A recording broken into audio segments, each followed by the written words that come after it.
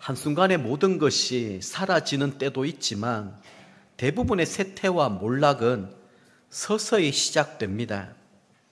그것이 개인의 건강이든 기업과 조직의 안정성이든 상관없습니다. 우리는 미처 인식하지 못한 시점에서 몰락이 시작되고 문제가 상당히 심각해질 때 비로소 그것을 깨닫게 되는 경우가 종종 있는 것입니다. 예를 들면 이렇습니다. 우리가 누군가로부터 당신에게 큰 문제가 생겼습니다. 이런 진단을 받았을 때 두 가지 선택을 할 수가 있는 것입니다. 하나는 그 문제를 인정하고 변화를 위해서 뼈를 깎는 노력을 시작하는 것입니다. 반면에 다른 하나는 그 문제 앞에 크게 낙담하고 자포자기해 버리는 것입니다. 그런데 이것이 단순히 우리가 이 땅에 살아가는 경제적인 문제, 또 건강에 대한 문제가 아니고 우리의 영적인 문제라고 한다면 우리는 정말 가장 시급하고 중요한 위기라고 말할 수 있을 것입니다. 그런데 참 다행스러운 일들은 대부분 영적인 문제는 나에게 뭔가 문제가 있다라는 사실을 깨닫고 인정하고 돌이킬 수 있는 기회가 모든 사람에게 주어진다라는 것입니다. 마치 건강에 이상이 생겼을 때 우리 몸이 신호를 보내지 않습니까? 조금만 예민하고 이것을 잘 점검을 하면 우리는 찾아낼 수가 있습니다. 그런데 우리 몸이 둔감해져 버리면, 무시를 해버리면 큰 병을 키우게 되는 것이죠. 우리의 영혼에 이상이 생겼을 때 우리 안에 내주하시는 성령님은 우리에게 신호를 보내십니다. 그것이야말로 말할 수 없는 탄식이라고 얘기할 수가 있겠죠. 양심의 가책을 느낀다라든지 아니면 막연한 두려움 가운데 있다라든지 불안하고 초조한 마음들이 생기기 시작하는 것입니다. 바로 그러한 때에 이런 성령님의 신호를 무시하고 현실을 부정하게 되면 더 큰 아픔과 대가를 치르게 되는 것입니다. 나중에는 돌이킬 수 없는 그런 위기 가운데 봉착하게 되는 것이죠. 오늘 말씀을 보면 하나님의 말씀을 붙들고 바르게 살아보려고 애썼던 히스기야 왕에게 죽음의 위기가 발생했던 것을 볼 수가 있습니다. 하나님의 백성들에게 이런 위기가 닥쳤을 때 가장 좋지 못한 대응 방법이 인간적으로 해결해 보려고 발버둥을 치는 것입니다. 혹은 아예 자포자기 상태로 하나님 앞에 기도조차도 포기해 버리는 것입니다. 여러분, 하나님께서 우리의 걸음들 가운데 이 위기적인 상황을 용인하실 때는 그 이유가 무엇이겠습니까? 고난과 위기를 통하여 우리가 망하는 것을 하나님이 바라고 원하시는 것이겠습니까? 그것 아닙니다. 그런 때일수록 좀 현실의 문제를 직시하고 우리 자신들을 돌아보면서 이대로는 안 되겠다, 나에게 지금 큰 문제가 일어난 것 같다, 그러면서 하나님 앞에 기도하고 매달리며 한번 그 문제를 해결해 보고 위기를 극복해 보라고 그런 위기의 과정들을 주시는 것입니다. 우리가 이 세상에서 주로 당하는 위기는 세 가지로 정리할 수 있을 것입니다. 가장 흔한 것이 경제적인 어려움 아니겠습니까? 갑자기 사업에 실패하거나 직장을 잃어버리게 되었을 경우입니다. 누군가로부터 사기를 당해서 나의 모든 재산을 다 잃어버렸을 때입니다. 앞으로 어떻게 살아가야 될지 막막하고 도무지 대책이 서지 않는 것입니다. 자, 그 다음 시험은 사람들과의 관계로부터 오는 시험입니다. 다른 사람에게 정신적인 고통을 당하거나 지속적인 이 모욕을 받을 때입니다. 이럴 때 참고 견디기가 쉽지가 않습니다. 아마 저와 동시대에 이 군 생활을 하신 분들은 군대 용어로 갈군다라고 하는 이 단어의 의미가 무엇인지를 잘 알고 계시리라 생각합니다. 이 갈굼이라는 말은 좀 비속어이기도 합니다만은 말로 사람을 심하게 모욕하고 못살게 구는 것입니다. 이 군대에서 구타를 이렇게 금지를 하다 보니까 언어로 폭행을 하는 것입니다. 이렇게 심하게 시도 때도 없이 미움과 갈굼을 당하게 되면 차라리 한 대 맞는 편이 훨씬 더 낫겠다, 이런 생각이 들 정도입니다. 마지막 세 번째는 질병의 고통이죠. 질병은 몸 자체가 고통스러울 뿐만이 아니라 이 질병으로 말미암아 내가 죽을 수도 있겠다라고 하는 두려움, 공포감, 이런 절망감이 있는 것입니다. 유다 왕 중 오늘 이 말씀의 주인공인 히스기야는 하나님을 잘 믿는 왕 중에 한 사람이었습니다. 근데 불행하게도 방금 우리가 언급하였던 이 세 가지 위기를 다 겪었던 인물입니다. 자, 첫 번째 경제적인 시험이 열왕기하 18장 13절에서 16절 말씀을 보면 아수르 군대가 쳐들어와서 예루살렘 성을 에워싸고 있습니다. 그때 히스기야는 인간적인 방법을 취하게 되죠. 이 막대한 돈을 지불하면서 제발 좀 돌아가 달라고 간청했던 것입니다. 그런데 이 아수르 왕은 그 엄청난 돈을 그대로 떼먹어 버리고 계속해서 물러나지 않고 공격하는 것입니다. 요즘식으로 말하자면 완전 사기를 당한 것입니다. 자, 두 번째는 다른 사람으로부터 받게 되는 모욕이나 공격입니다. 열왕기하 18장 19절 23절까지 말씀을 보면 아수르 왕의 신하였던 이 랍사게가 유다 백성들 앞에 욕이란 욕은 다 해대는 것입니다. 그런데 히스기야 왕과 유다 백성들이 아무런 힘이 없으니까 그 욕을 그대로 다 듣고 가만히 있을 수밖에 없는 거예요. 어떤 대응을 못하고 있는 것입니다. 그 스트레스와 그 모욕적인 그 마음들이 여러분 얼마나 힘들고 고통스러웠겠습니까? 마지막 세 번째는 육신의 질병인데요. 히스기야가 도무지 살 수 없는 죽을 병에 걸리게 된 것입니다. 그때 이사야 선지자가 찾아와서 하는 말이 너는 곧 죽게 될 테니까 이제는 신변을 정리하라, 이런 사형 선고를 받게 된 것이죠.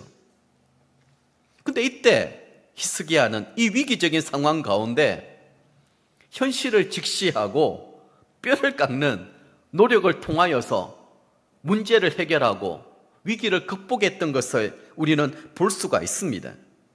하나님 앞에 포기하지 아니하고 기도로 매달렸던 것이죠. 간절한 마음으로 통회하며 하나님 앞에 부르짖었을 때 하나님은 그의 병을 치료해 주셨을 뿐만 아니라 15년 동안이나 그 생명을 연장시켜 주셨습니다. 그리고 그의 나라 유다를 보호해 주신 것입니다. 근데 이것은 우리에게 지금 무엇을 말씀하고 계실까요? 우리 성도들의 기도가 이렇게 능력이 있다라는 것입니다. 지금도 우리 하나님은 우리의 기도를 통하여 우리 가운데 산적해 있는 여러 가지 많은 문제와 위기적인 상황을 한번 기도로 돌파하고 기도로 풀어나가고 기도로 한번 극복해 보라고 우리에게 말씀해 주고 계시는 것입니다.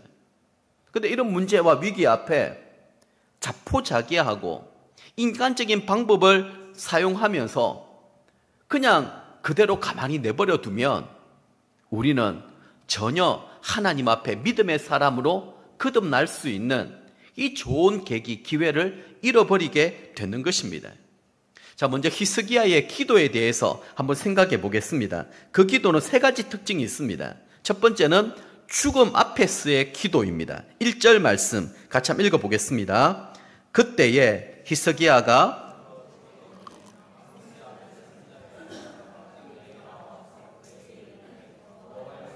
너는 집을 정리하라. 내가 죽고 살지 못하리라 하셨나이다. 아멘.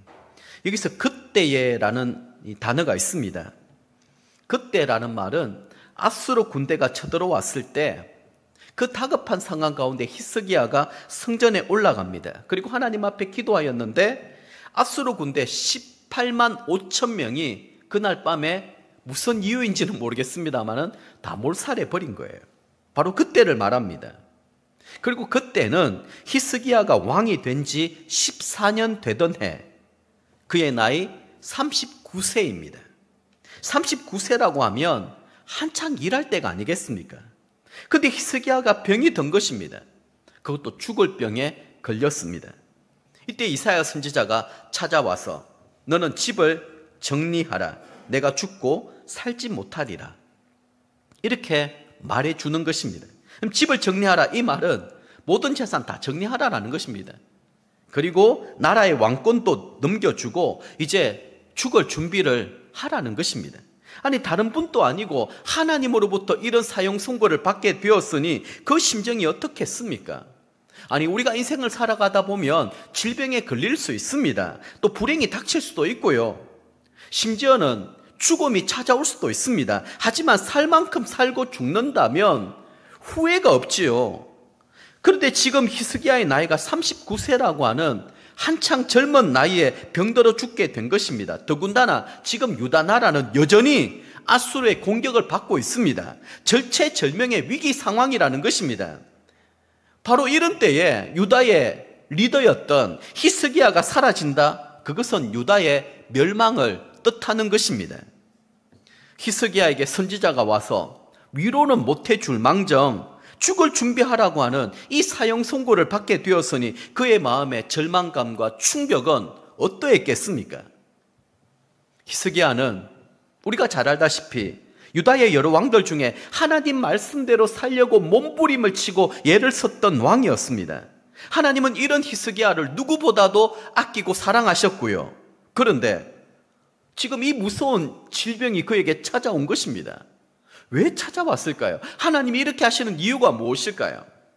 여러 가지 많은 이유가 있을 수 있겠습니다만은 저는 두 가지를 한번 생각해 보았습니다. 첫 번째는 이스라엘 백성들에게 주는 경고입니다.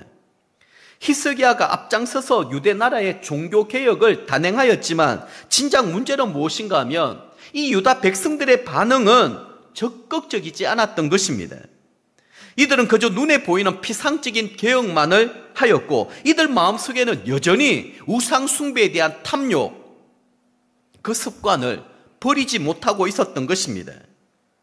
이렇게 하나님이 기회를 주셔도 이 백성들이 움직이지 아니하고 회개하고 돌이키지 아니할 때 하나님은 하나님의 종을 데려가 버리시는 것입니다. 다시 말해서 촛대를 빼앗아 버리는 것이죠. 다른 하나는 히스기야에 대한 경고입니다. 히스기야는 그동안 하나님의 손에 붙들려서 하나님의 일을 한다고 했지만 어떤 면에서 볼 때에는 사람의 눈치를 참 많이 본 것 같습니다. 단적인 예가 열왕기하 18장에 보면 아수르 왕 사네립이 쳐들어왔을 때 너무 두려운 나머지 여호와의 성전과 왕궁 곳간에 있는 은을 다 주었을 뿐만 아니라 성전 문 그리고 성전 기둥에 입힌 금까지 모두 벗겨가지고 아수르 왕에 준 것입니다. 아니, 믿음의 왕이었고 신실하게 하나님을 의지하고 붙들고 믿었던 왕이었는데 어떻게 이런 일들이 일어날 수 있습니까? 누구나 다 이렇게 될 수 있다라는 것입니다. 갑작스러운 위기를 당하고 어려움을 처하게 되면 나도 모르는 사이에 하나님은 온데간데 없고 눈앞에 보이는 어떤 문제 해결하려고 하는 이런 다급한 상황 가운데 이런 실수를 할 수 있다라는 것입니다. 근데 이랬던 히스기야가 죽을 병에 딱 걸렸을 때 그가 했던 것이 무엇입니까? 낯을 벽으로 향하고 하나님께 기도하기 시작한 것입니다. 이 뜻은 무엇인가 하면 이제부터는 더 이상 내가 사람 의지하거나 사람 의식하지 아니하고 오직 하나님만 바라보고 하나님만 의지하는 그 믿음을 갖게 된 것입니다. 자, 그렇다면 두 번째는 무엇인가 하면 하나님께 매달린 기도였습니다. 2절 말씀 같이 한번 읽어보겠습니다. 히스기야가 낯을 벽으로 향하고 여호와께 기도하여 이르되. 자, 낯을 벽으로 향하고 이 말은 예루살렘 성전을 향한 벽입니다. 하나님 이외에 이제는 다른 어떤 것도 보지 않겠다라는 결단입니다. 이제는 사람 만나서 이런저런 의논하지도 않았습니다. 이렇게 하지만 하는 일들도 하지 않았습니다. 그저 성전 쪽의 벽만 바라보고 하나님 앞에 간절하게 통곡하며 기도하고 있는 것입니다. 사람이 죽을 병에 걸리면 급한 마음에 용하다는 의사는 다 만나보고 약이란 약은 다 먹어보았을 것입니다. 좋다는 것 이것저것 다 해보았을 것입니다. 아마 히스기야 왕도 그렇게 하지 않았겠습니까? 그러다가 마지막 단계에서 그는 모든 것들을 다 내려놓고 이제부터는 내가 하나님만 바라보고 하나님만 의지하고 하나님께 소망을 두기로 결단한 것입니다. 세 번째는 통곡하는 기도입니다. 오늘 본문을 보면 히스기야가 낯을 벽으로 향하고 심히 통곡하였다, 이렇게 기록되어 있습니다. 하나님의 백성들에게 있어서 가장 강력한 무기가 바로 통곡하는 기도입니다. 우리 3절 말씀 한번 같이 읽어보겠습니다. 여호와여 구하오니 내가 진실과 전심으로 주 앞에 행하며 주께서 보시기에 선하게 행한 것을 기억하옵소서 하고 히스기야가 심히 통곡하더라. 히스기야는 하나님 앞에 바르게 진실되게 믿으려고 애썼던 왕이었습니다. 오죽하면 내가 진실과 전심으로 주 앞에 행하며 주님 보실 때에 선하게 행했던 그 모든 것들을 좀 기억해 주십시오, 그러면서 심하게 통곡하며 하나님 앞에 부르짖는 기도를 했던 것입니다. 자, 이런 히스기야의 기도를 두고 이사야 선지자는 38장 14절에서 이렇게 묘사하고 있습니다. 나는 제비같이 학같이 지적이며 비둘기같이 슬피 울며 내 눈이 쇠하도록 앙망하나이다. 이사야가 볼 때 히스기야가 너무 척은스럽게 하나님만 바라보면서 이렇게 엎드려 기도하고 있는 것입니다. 내 눈이 쇠하도록 하나님만 앙망하고 있다. 한번 상상해 보십시오.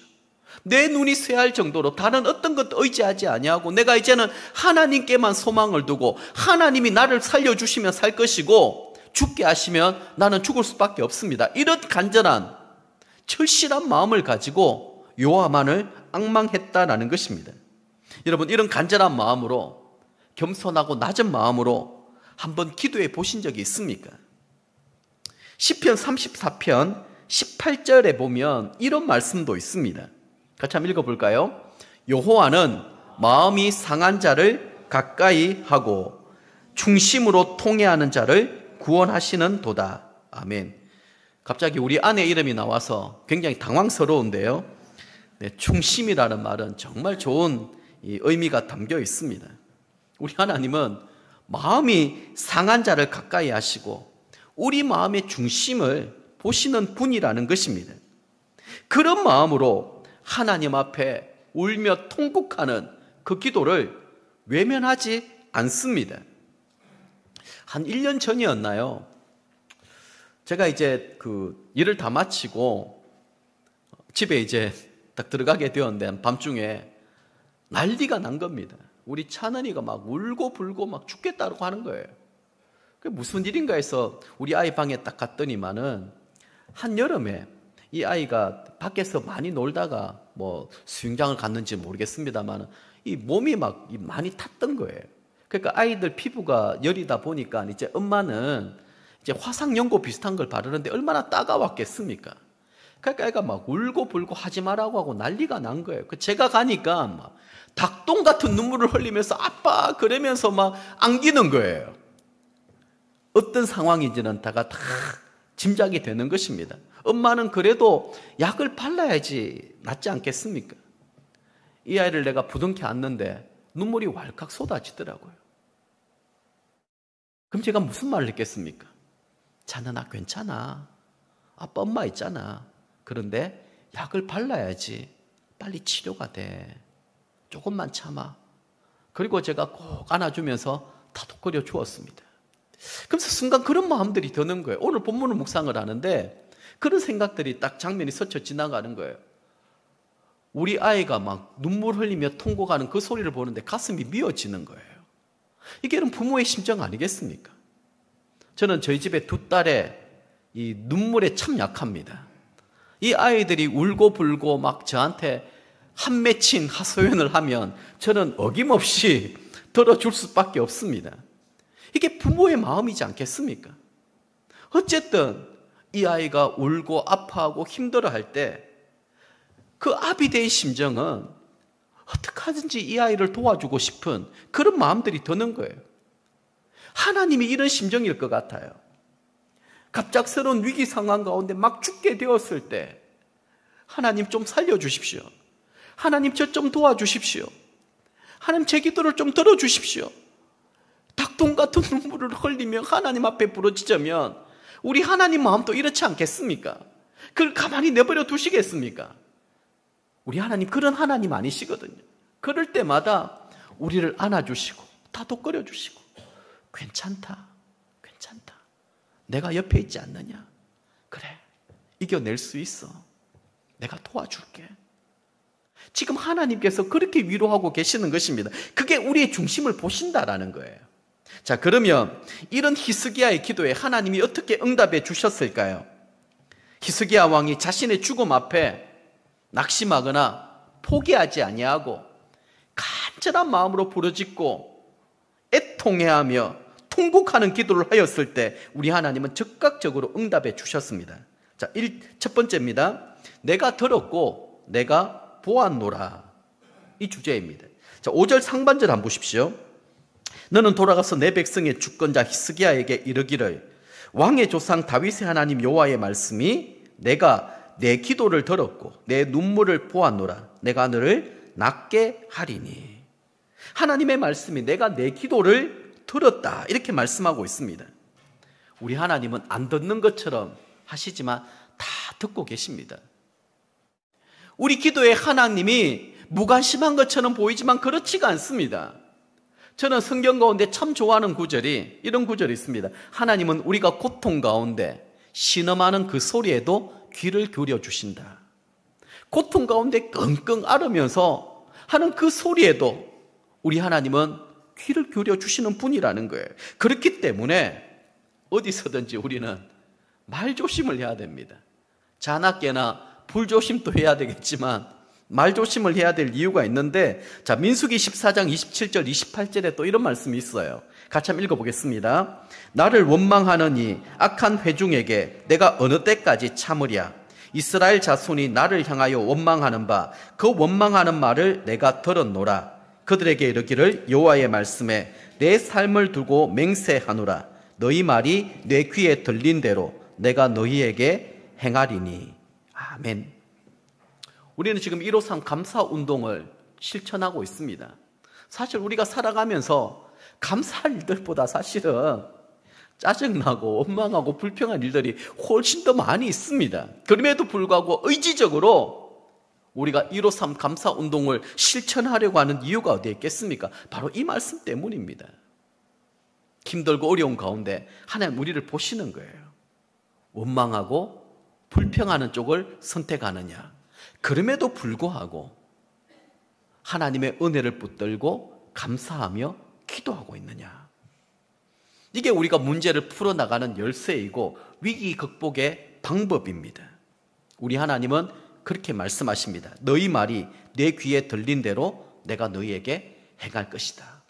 그래서 매일마다 죽겠네 그러면 죽을 일만 자꾸 일어나는 거예요. 그러나 죽겠네를 죽게 있네라고 해보십시오. 죽게 있네. 생명 죽게 있네. 소망 죽게 있네. 삶의 이유도 죽게 있네. 그렇게라도 여러분 말투를 바꾸셔야 됩니다. 원망과 불평이 아니라 감사와 찬양으로 그 모든 것들을 기도로 성화하여 올려드리면 우리 하나님이 그 믿음을 귀하게 여기시는 거예요. 야, 원망하고 불평할 수 있는 그 상황 가운데서도 네가 원망하고 불평하지 아니하고 내게 소망을 두고 기도하며 감사하는구나. 그게 하나님 마음이 감동받으시는 거예요. 두 번째는 살아야 될 이유입니다. 자, 앞에 제가 조금 빠졌습니다. 하나님은 우리의 기도를 들으실 뿐만 아니라 또한 내 눈물을 보았노라, 이렇게 또 말씀하십니다.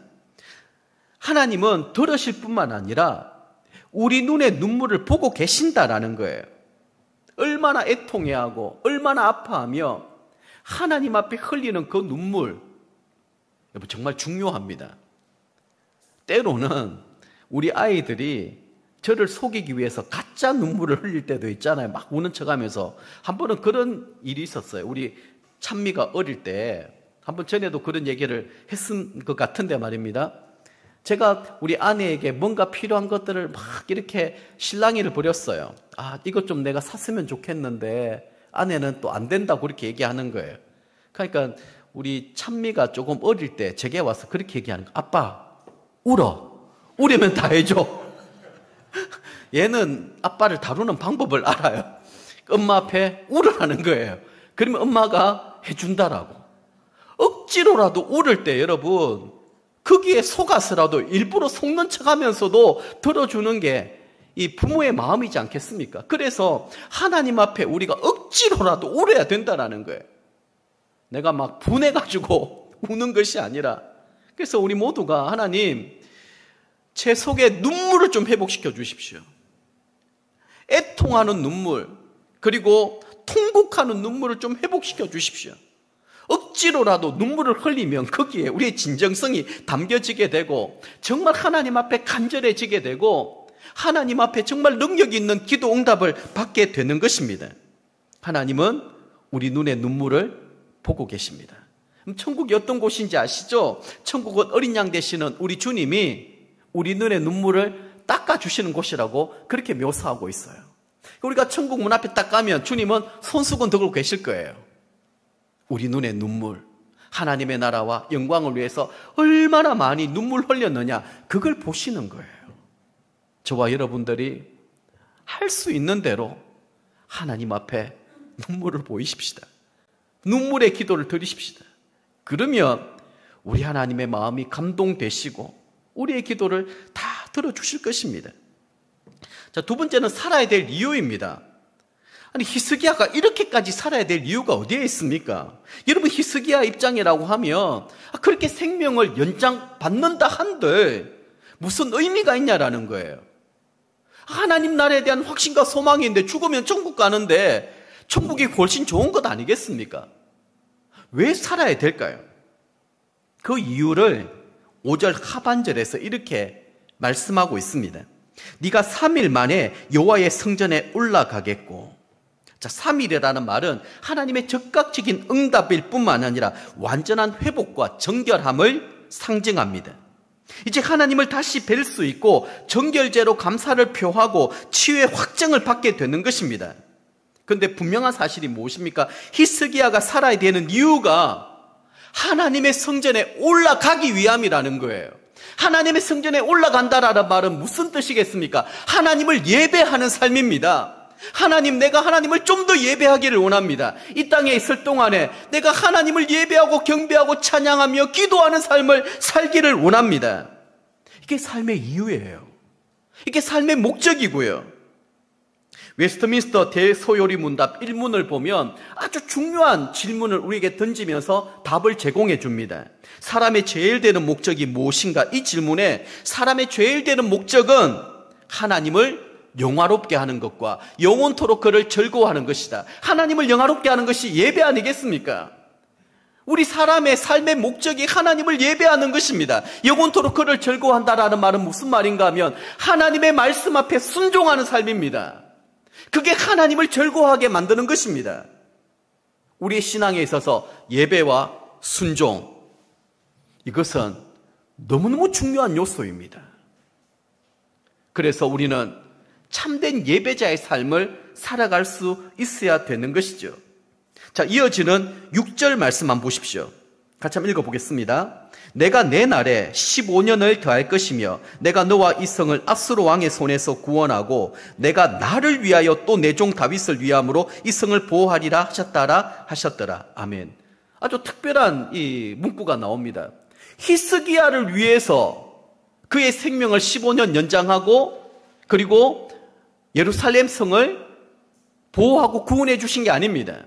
내가 나를 위하여. 이 말은 우리 하나님은 약속의 신실한 분이시라는 겁니다. 하나님의 자녀가 망하는 것을 하나님은 지켜보지 않습니다. 그 위기의 순간에 하나님은 구원해 주시겠다고 약속해 주셨고 우리가 하나님 앞에 부르짖어 기도하면 응답해 주시겠다라고 약속해 주셨기 때문입니다. 그게 하나님의 영광입니다. 그게 하나님을 위하는 일입니다. 예레미야 33장 3절 말씀입니까? 너는 내게 부르짖어라. 내가 네게 응답하겠고 내가 알지 못하는 크고 놀라운 일들을 나타내 보이리라. 하나님이 약속해 주셨습니다. 그 약속에 신실한 분이시기 때문에 우리가 하나님만을 붙들고 매달리며 간절한 마음으로 심히 통곡하는 그 기도에 하나님은 반드시 응답해 주실 수밖에 없다라는 것입니다. 그게 바로 내가 나를 위하여 너의 기도를 들어주겠다라는 것입니다. 하나님의 신실하심을 믿으시기를 바랍니다. 우리 하나님은 여기서 이 소리하고 저기서 저 소리 하시는 분이 아닙니다. 한번 말씀하신 것은 반드시 지키시고 행하시는 분이십니다. 히스기야의 눈물의 기도, 통곡의 기도가 응답된 것은 히스기야의 노력과 의지가 아니라 하나님의 영광을 위한 것이었습니다. 하나님을 위한 것이라고 말씀하고 있습니다. 하나님의 나라와 그 영광을 위하여 죽음의 위기에서 히스기야를 살려주셨고 아수르 왕의 손에서 그를 구원해 주셨을 뿐만 아니라 그의 나라를 지켜주신 것입니다. 그러면 우리가 어떤 기도를 드려야 될 것인지 답이 나오지 않습니까? 어떤 기도이죠? 하나님의 나라와 영광을 구하는 기도입니다. 그 기도가 하나님으로부터 응답받는 기도인 줄 믿습니다. 내 자신의 유익과 만족을 위한 기도, 그거 아닙니다. 근데 우리 대부분의 기도는 뭔가 막 청구서를 날려보내는 것 같아. 하나님 이것도 해주시고 저것도 해주시고. 기도는 그것이 아닙니다. 철저하게 하나님을 위한 기도입니다. 하나님의 나라와 영광, 하나님이 바라고 원하시는 뜻, 그것 때문에 우리 주님이 주기도문까지 우리에게 가르쳐 주시지 않았습니까? 하늘의 뜻이 이 땅에 이루어짐과 같이 우리 가운데 이루어 주옵소서. 이게 우리의 기도의 목표가 되어야 되는 것입니다. 이제 하나님께서는 이사야 선지자를 통하여 무화과 반죽을 통하여 히스기야를 치료하십니다. 그런데 히스기야가 회복에 대한 정표를 요구합니다. 하나님을 불신했던 것이 아닙니다. 연약한 자신의 신앙을 붙들어 줄 수 있는 뭔가 확정이 필요했던 것이죠. 근데 놀라운 사실은 하나님이 그 기도까지 들어주시는 거예요. 그래, 너가 원하는 확정이 뭐냐? 내가 어떻게 하면 네가 믿을 수 있겠냐? 해 그림자를 뒤로 옮길까? 앞으로 옮길까? 그러면서 그의 기도의 요청에 따라 10도나 뒤로 물러가게 하시는 것입니다. 아니, 자연 법칙을 하나님께서 바꾸시면서까지도 사랑하는 종의 마음에 이런 확신을 주시기를 기뻐하신다라는 거예요. 태양을 반대로까지 가게 하시면서 하나님은 믿음이 연약한 자들의 그 기도에 응답해 주신다라는 것입니다. 꾸짖지 않습니다. 야, 너 믿음이 그것밖에 안 돼? 그래가지고 무슨 기도를 한다고? 한 번도 우리 하나님은 그렇게 말씀하지 않습니다. 믿음의 인물들을 보십시오. 아브라함을 보십시오. 소돔과 고모라 성이 멸망을 두고 하나님과 협상하는 기도를 드렸습니다. 하나님 50명이면 되겠습니까? 45명이면 되겠습니까? 10명이면 어떻겠습니까? 하나님 그런 기도를 기뻐하세요.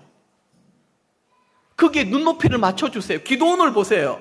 전쟁을 하러 나가기 전에 하나님 뭔가 징표를 보여주십시오. 저 양털에 이슬이 머금었을 때 하나님의 징표인 줄로 알겠습니다. 근데 하나님은 그 기도를 그대로 들어주세요. 우리가 하나님 앞에 친밀해지고 깊어지게 되면 우리는 이런 기도까지 할 수가 있는 거예요. 이게 얼마나 큰 특권입니까? 얼마나 큰 축복입니까? 하나님은 히스기야에게 이런 징표까지 보여주시면서 그의 연약한 믿음을 붙들어 주셨습니다. 정리하자면 이런 뜻입니다. 내가 너를 위하여 태양까지라도 뒤로 가게 할 테니까 앞으로 너는 절대 사람 의지하지 말고 오직 하나님만 바라고 의지하라. 이게 하나님이 히스기야에게 주신 하나님의 마음이었습니다. 그때부터는 어떻겠습니까? 죽었다가 살아났는데 하나님이 어떤 분이신지를 그는 철저하게 체험하고 경험하게 된 것입니다. 말씀을 맺도록 하겠습니다. 히스기야 기도는 한마디로 죽음을 이기는 기도였습니다. 죽음을 이기는 그 기도의 배경에는 하나님께 통곡하며 매달려 기도하는 그 히스기야를 우리 하나님이 불쌍히 여겨주셨고 긍휼히 여겨주셨다라는 것입니다. 하나님은 지금도 우리 기도의 소리를 듣고 계십니다. 그리고 우리의 눈물을 다 보고 계십니다. 답답하다고 사람들에게 하소연하지 마십시오. 다 경험해 보셨겠지만 별로 도움이 안 됩니다. 낙담하고 절망하며 한숨 쉬지도 마십시오. 한숨이 잘못된 습관이 될 수도 있습니다. 차라리 울려면 하나님 앞에 나와서 한번 울어보십시오.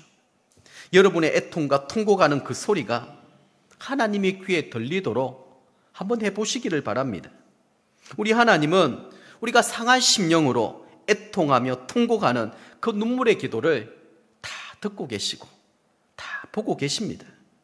그러면서 우리에게 이렇게 말씀하지 않습니까? 내가 내 기도를 들었고 내 눈물을 보았노라. 하나님 앞에 들려드려야 될 기도는 무엇이겠습니까? 우리가 하나님 앞에 보여드려야 될 눈물은 어떤 눈물일까요? 우리의 상황이 어려우면 어려울수록, 그리고 절망적이면 절망적일수록 더 기도해야 됩니다. 여전히 의심이 듭니까? 마음이 오락가락합니까? 하나님께 내 마음이 확정되지 않았습니까? 이렇게 가지 많은 갈등 가운데 놓여 있습니까? 그조차도 하나님과 한번 의논해 보십시오.